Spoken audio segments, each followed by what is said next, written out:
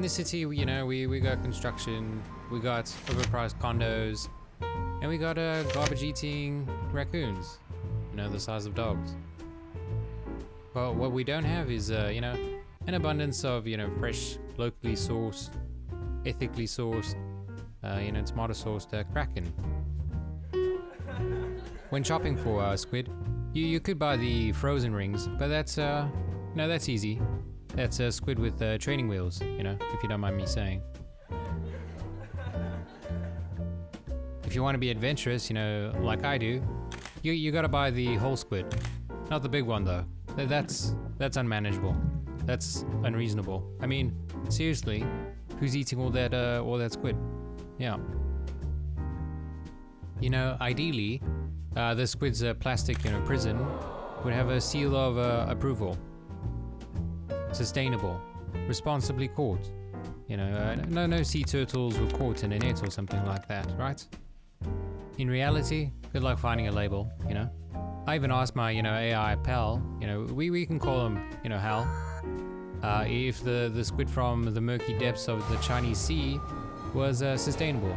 But, you know, Hal gave me the digital shrug, you know, a real flip of a coin answer, you know. Anyway, cleaning a squid is less like cooking and more like, you know, a forensic autopsy. You grab the tentacles and yank the head right out of the mantle, you know. But that's what that's called. You know, a head that was once filled with dreams, complex problem-solving ideas, and probably a few recipes for its own neighbors. You see, when dissecting your friend high in cholesterol, you might feel a flicker of empathy as it lays there, glistening majestically on your IKEA cutting board. But don't. Squids are ruthless cannibals. In the deep sea, they devour their cousins, nephews, and nieces for nourishment because food can be scarce. A squid's life is really about keeping your friends and family close, just in case you need a snack. Alright, perfect, hold that bite! Focus. Once you realize your dinner was a cold-blooded relative eater, you know, it's a lot easier to take a sharp knife to its fins, right? Anyway, when preparing your squid for digestion purposes, you could stuff your cephalopod with quinoa, herbs, anchovies, or, you know, even tomatoes, you know. Cook it low, cook it, you know, slow.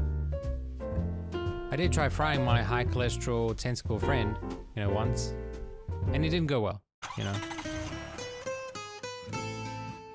All their beautiful purple skin that, you know, they use for camouflage. The skin is filled with tiny pigment sacs that allow them to change color and pattern instantly.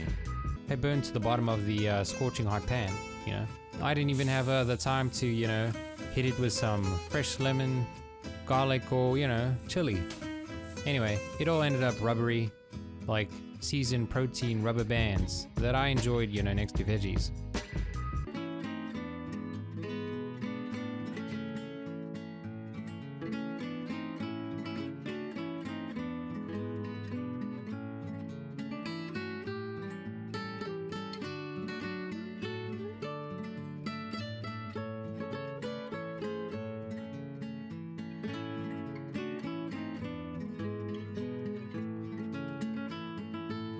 But, you know, the best way to enjoy this cephalopod is to bread it, you know, like a cheap white fish.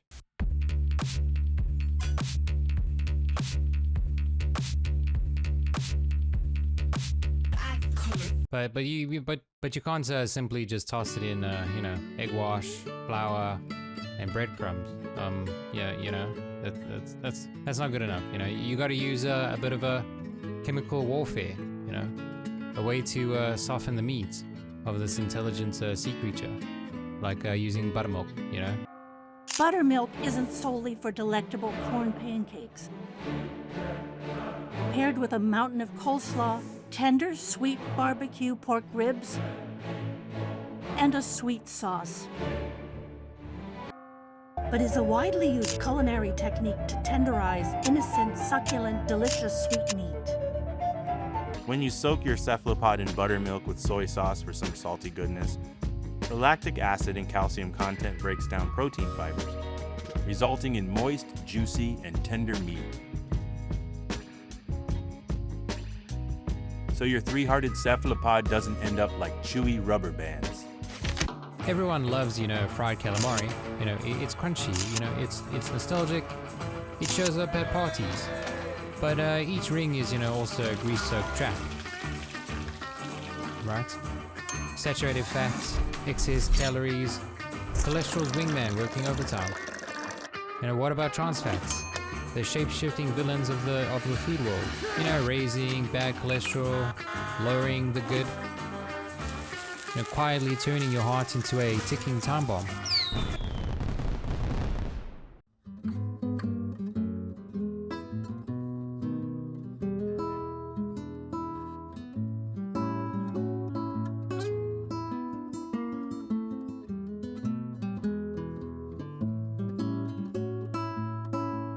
Also, a nutritional chart doesn't lie either, right? It's 145 calories baked versus 356 calories, if you fry it. Holy spotted rhino, that's a lot of calories, right? But I know what you're thinking. Hakuna Matata sauce, right? Which means no worries. But that's not a small difference, right? That's a calorie credit. And honestly, I'd rather spend those calories on a delicious piece of cake. With some tea.